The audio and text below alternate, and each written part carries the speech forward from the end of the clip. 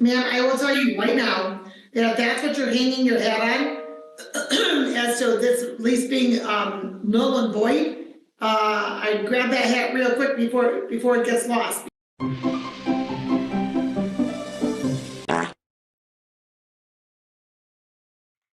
Hello, my friends.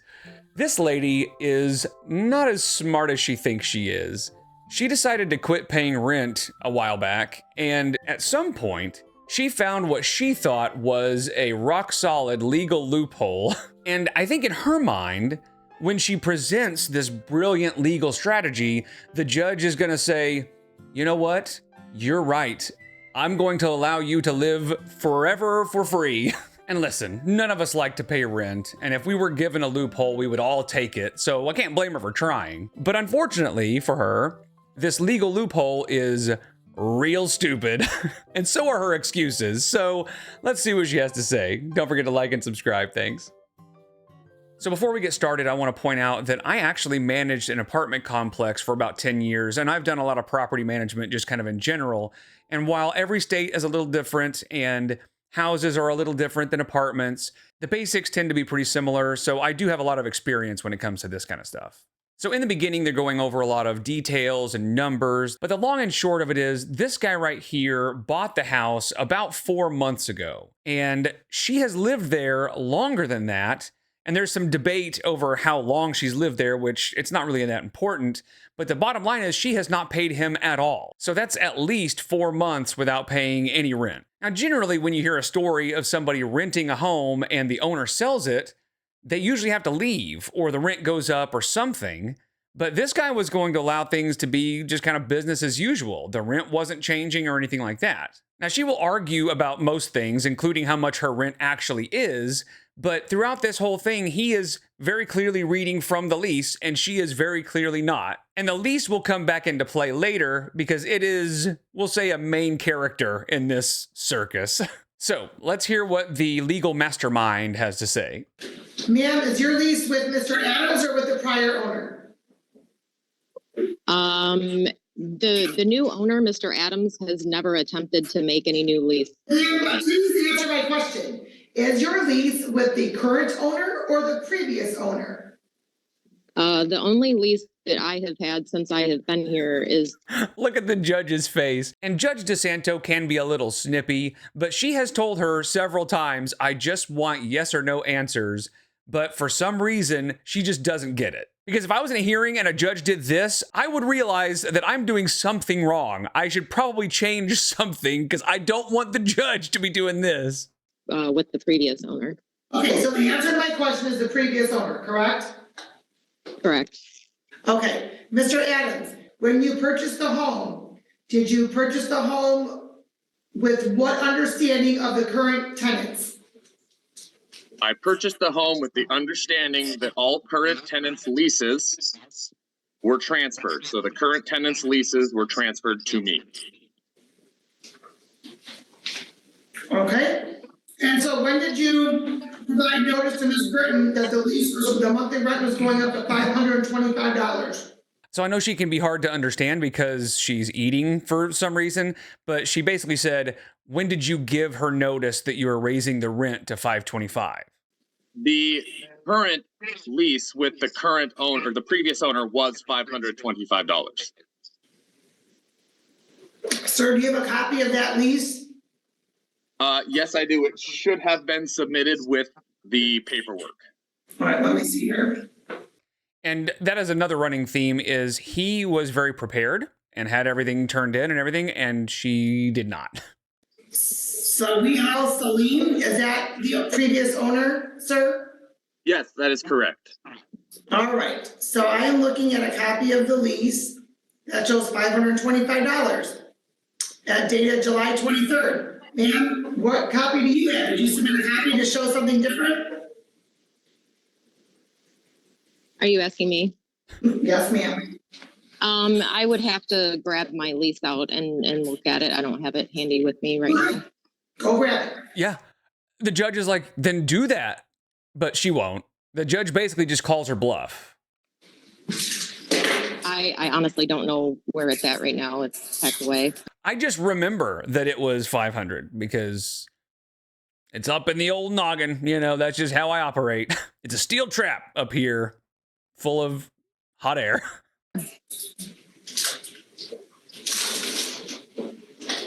And the judge goes, like, well, okay. Good luck with that. All right, well, the court's going to note the $525 amount because that's what it has submitted in the documentation that was submitted by Mr. Adams, and there hasn't been any written response or other written documentation submitted by Ms. Britton. So we're with the $525 per month. So aside from eating, which is obviously making it hard to understand her, the judge's mic is terrible, or it's way too far away or something. She sounds like she's broadcasting from a bathroom or something. How much are you requesting? How much are you stating has been unpaid, sir? I have not received any rent for September, October, November, or December. Okay. Nor have I received any late notices. Excuse me. Please don't interrupt, Ms. Britton. So that doesn't matter. You don't have to provide late notices unless you're going to do something, right? You have to give a notice if you're going to file for eviction or if you're going to, make them leave or something like that. Then you have to give notification, but you don't have to give reminders that they owe rent. That's supposed to be understood. Okay. Nor have I received any late notices. Excuse me. Please don't interrupt, Ms. Britton. So, Mr. Adams, you're stating that $2,625 is now due and owing. Okay, where's the additional money coming from? Because $525 at 4 months, isn't that $2,100? Yes, the rent for August, part of the agreement was that I would receive the rent for August, and she had not paid rent for August either. Okay, sir, when did you acquire the property? What date? August 20th. August 20th. So actually, the August payment really should be up to the previous owner, because what is supposed to happen is that she should have already paid for August when he takes over on the 20th. But I think what happened was she wasn't paying rent at all. And so he was like, listen, if you can get the rent out of her, then you can have August rent too. Just whatever. I'm done. Okay, well, I'm going to order that is not a dispute for today because the prior owner owned the home on August 1st. Any agreement between you and the prior owner regarding the any abatement or any prorated rental amount for 11 days in August is between you and the prior owner. I'm not attributing that to Ms. Britton. That's acceptable. Well, good. Thank you. I'm glad that it is. All right, you're welcome. Thank you. Yes, I understand. So they go back and forth a little bit to get a detailed breakdown of what she owes. The exact amount really isn't all that important. She ends up owing like $2,500, something like that. Okay. Ms. Britton, have you made any payments for rent? No, ma'am. Okay. And have you had any communication with Mr. Adams? Yes, I have been in contact with him several times. I Okay, have, so the answer is yes. And so at any point did you and Mr. Adams agree on an a different day to make the rental payment? well, I asked him if it would be okay if I, Yes or no, please? what was the question again? Did you and Mr. Adams have a conversation that adjusted the date that rent would be due? No. So the reason she asks that, I think, is because she's trying to get a baseline for, like, if he gave her permission to be late, or if she came back and said, well, he told me I could pay on the 20th, or I could pay on, this other date on another month or whatever, then that would make things more complicated. But now she just said no. So that means the baseline is rent is due on the 1st and it's late on the 6th, basically, because the late fee posts on the 6th. So that's it. She just wants to make sure that she gets all this on record. And so, ma'am, are you employed? No, I'm currently unemployed. Okay, and how long have you been unemployed? I have been unemployed for several months now. I suffer from severe PTSD. I mean, does she suffer from severe PTSD? Maybe. but it's also maybe the easiest disability to fake, because how do you prove that you do or do not have it unless you have a doctor's diagnosis? So we'll just give her the benefit of the doubt for now. And so are you receiving disability payments? No, ma'am, I have applied once and was unfortunately and coincidentally denied. Okay. I mean, that's not a great sign. I'm not saying that she doesn't have severe PTSD, but it is just a little weird that she didn't get approved if she had a diagnosis. Because, I mean, people get approved for disability for obesity. So just throwing that out there. And so, ma'am, do you believe you owe $2,100 in unpaid rent? Well, I definitely know that on the lease, the original lease that I was given, there's an incorrect address typed on there, which makes the lease null and void. All right, so that is where she reveals her master plan. If you heard that, she says, I know that on the lease, there is a typo on the address, which makes the lease null and void. And I don't think she's really thought this through, because what she's saying is the lease is null and void. But what she means, I guess, is that her responsibility to pay the lease is null and void for whatever reason. Do you believe, or do you agree that you owe $2,100 in unpaid rent?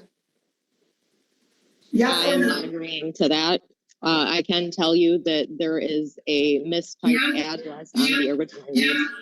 Miss, please, I've asked yes or no to be the answer. So you stated the roundabout way, no. So do you believe that you owe money for late fees? Well, they're Yes saying or no? that I owe money for rent and that I owe money Yes for or no? late fees. Do you believe you owe money for late fees, yes or no? No, based upon the fact that the original lease is null and void due to the incorrect address. I'm not asking for extra commentary. I asked strictly for yes or no answers, please. Okay. All right, so let's think about this for a second, okay? She keeps saying that the lease is null and void because there is a problem with the address on the original lease. Now, remember, she doesn't have the original lease. She wouldn't go get it or doesn't know where it is. So we're going to have to just take her word for it for now. But what that means is that she saw the typo at some point between when she moved in and now, right? And in her mind, she was like, got him. I know that I can do whatever I want. I can just not pay rent. And the typo means that it is null and void. That is completely wrong. But again, that's what she's thinking. So that is also kind of what leads me to believe that maybe she just diagnosed herself with PTSD. Because if you have the type of mind where you see a typo on a lease and you think, hey, this means I don't have to pay rent. And when I go to court over this, I can tell them that this is null and void and expect the judge to be like, well, I guess you're right. You can just live there for free. Like, it takes a sort of conniving, underhanded type of mentality to see a typo. And even if you don't bring it to anybody's attention, the first thought to be, this is a way that I can just not pay rent, that takes a certain type of, mentality. And I feel like that's probably the same mentality that it would take to just say that you have PTSD because you don't want to work. So you don't live at 18336? Correct. You don't. Yeah, you were personally served there, were you not? Yes, I was. But you don't live there. No, I said yes, I do live there. No, you said no, you don't. So are you not in room 5? Room number 5, apartment number 5, whatever they want to call it. Okay, so tell me what's incorrect on the address then that you stated. It should be a reason why the lease should be null and void. The original lease has an incorrect address on it. So that doesn't really matter in the grand scheme of things, because while the judge generally goes by what's in the lease and what's on paper, They can also use context clues to infer that the address that is not being paid for like it's supposed to be is where you're living. I don't know what you're talking about, ma'am. The lease At the is very for- top of the, at the very top of the very first page of the original lease, the address is typed as 183336. Ma'am, I will tell you right now that if that's what you're hanging your hat on, as to this lease being null and void, I'd grab that hat real quick before it gets lost, because That's awesome. If that's what you're hanging your hat on, I would grab that hat because it's about to fall. So it's even dumber than I originally thought, because if the typo was in the middle of the lease where they are spelling out the details of the lease, like, you know, this tenant living at such and such residence, and it gives the address or whatever, if the typo was right there, she might have a bit of an argument, though it would still be an uphill battle. But it wasn't there. It was just on basically the cover sheet, right? It was just at the title of the first page. So, like, that really doesn't matter. That would be like if you bought a car and at the top of the loan, it said that you got a Chevy Silverado, but everywhere else it was spelled correctly. And you were like, well, I didn't get a Silverado, so I don't owe you a dime. because just because there's one additional 3 in the title of the lease does not mean that negates the lease. The address for the lease within the body of the lease itself is correct. So, you have not paid rent for September, correct? Did you pay rent for September? Correct. I have no way to pay rent because I have no income. I suffer from severe PTSD Yeah. and I have no income, so I don't know how I'm supposed to survive. Mr. Bro, listen, if she has severe PTSD, yeah, that sucks. But there are a lot of people in the world that have stuff like PTSD, trauma, disabilities, things like that, and things don't always go their way. And for a lot of them, it's not as easy as just, I have disability and everything's hunky-dory. Most people just figure out a way to make it work. They don't just go, well, I didn't get my disability, or, you know, XYZ happened, so I'm just gonna do nothing. But what actually is happening here is she was pretty sure this was gonna work, right? She looked so disappointed when the judge said, yeah, that's dumb. This is the title of the lease. Like, that doesn't matter. I mean, she really was convinced that she was going to go in front of a judge and lay out her strategy and be able to, I guess, her goal was to either live there for free or just to at least have her back rent forgiven. But obviously that is not going to happen. While I can understand and empathize with your situation, your lack of employment is not Mr. Adams' responsibility. I have tried to ask him about going to social services to get help to pay the rent. He said he didn't want to do that. He wanted me to just leave. Ma'am, well, you don't need Mr. Adams to go with you to apply for rental assistance. Yeah, it's not up to the landlord or the manager. It's up to the tenant to go to social services to get help if they need it. And it sucks that those places have to exist, but honestly, I would be very surprised if she even contacted him at all. Because I think she just lives her life full of excuses rather than actually doing anything. Because there are a lot of ways to get help with PTSD or with funding for rent, things like that. But instead, she just convinced herself that she had found this golden ticket with this legal loophole. And so she didn't feel like she needed to do anything. So she just sat back and let everything fall apart. And now it's finally catching up to her. Have you applied for any rental assistance? I've never even received a late notice, ma'am. The only thing I have ever received is a handwritten, unsigned by a judge 7-day notice. That's the only thing I've ever received The before 7-day notice, I. the 7-day notice doesn't get signed by the judge. So yeah, 7-day notices or 5-day notices, or depending on where you are, the days can be different. It's just a notice from your manager or your landlord just saying, if you don't pay us within this certain amount of time, then we will go to court or whatever. It doesn't have to be signed by a judge until you've gone to court, you know. But most assistance places do require some sort of late notice or some sort of eviction notice. so that they know you actually need the help. So she happens to be right that you do need that if you are going to get assistance. But again, I think she just sees it as another excuse that she can use is, well, I didn't get a late notice, so I couldn't start the process. Like, yeah, you can start the process, but before they approve it, you're going to have a late notice. But she wouldn't even take the first step. And I will also say, ma'am, you knew that your rent was due on the 1st of September, the 1st of October, the 1st of November, and the 1st of December, correct?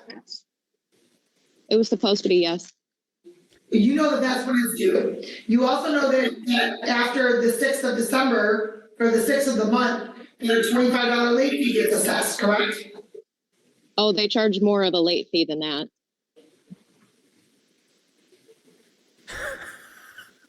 They charge $25 plus an additional amount every single day that it's late after that throughout the rest of the month.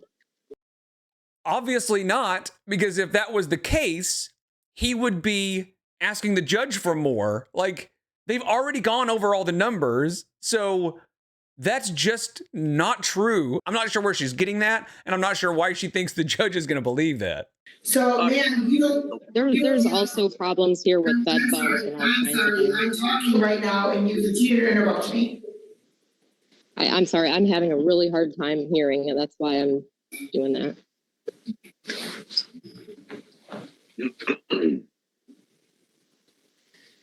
Okay, so, ma'am, as I was saying, you have not paid rent for 4 months.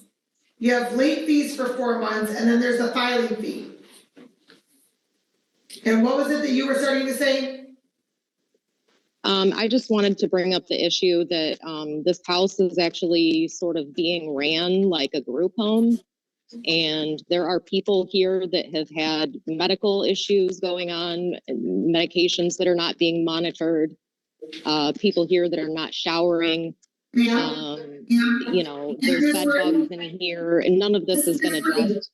Ms. Britton, if you have concerns with how things are being run over there or how that is, then you need to contact the appropriate authority. I am not that person. Now, this place may very well be a shithole, for all we know, but it's not the landlord's job to make sure that people are taking their medications or showering. And if there's like illegal activity or if somebody's being taken advantage of or something like that, then that's a police thing. And once the police get involved, then the landlord can evict them or whatever. But a landlord can't just come in and say, hey, everybody, you got to leave. It's never really that simple. They have to do something that warrants an eviction. The easiest way to get somebody out is if they're not paying their rent. But if they get arrested, or if they get, police reports of noise complaints or DV or anything like that, then a landlord can come in and they have a reason to evict them, and then that would hold up in court. But to expect the landlord to come in and police everybody in the house doesn't make any sense. That's just not something he can do. And of course, a landlord can just not renew a lease. That's always an option. But honestly, I think it's more likely that this is just a Hail Mary. Her typo plan didn't work. And so I think now she's just like, well, this place sucks. I shouldn't have to pay to live here anyway. So, and it sounds as though it's not a great place to live anyway, so then you won't have any problem with the court's order that the court finds after hearing that the plaintiff is entitled to recover possession of the property. The amount not due owing for unpaid rent and other costs is $2,296.50. If that amount is not paid or defense not amount on or before December 30th, plaintiff may apply for an order evicting the defendant. Additional money may be owed if damage to property occurs or rent continues to accrue. Partial payment will not prevent the corporation order evicting the defendant. What? I heard the first part, and she basically said, it sounds like this place sucks, so it shouldn't be a problem that we're making you leave. But then she said that she owes like $2,200, and then some other stuff. I'm not sure what the rest of that was. No money judgment will enter at this time. Ma'am, if you think the court got it wrong, you certainly have 3 days, or you certainly have the right to file an appeal. And the court will sign this and you will each receive a copy of this. Thank you. Have a good day. So yeah, like, listen, nobody likes paying rent. Nobody wants to pay rent, and most landlords suck. Right? That's just sort of a cliche. And it's a cliche for a reason, because it's true, most landlords suck. But I think most of us understand that everybody just has to pay either rent or a mortgage or something. And so I think it tends to rub people the wrong way when you see somebody who is very clearly trying to sort of outsmart the system. Of course, this was a very terrible attempt at outsmarting anything, but, you know, I will give her a C for effort, because honestly, at some point, she probably should have come up with a backup plan, because I'm not sure how she really thought that was going to work, but at least she gave it a shot. So anyway, I just thought this was interesting because I do have a lot of experience with landlord-tenant stuff from both sides. So I just thought it was kind of funny. So I appreciate you guys so much. I'll see you in the next one. Take care.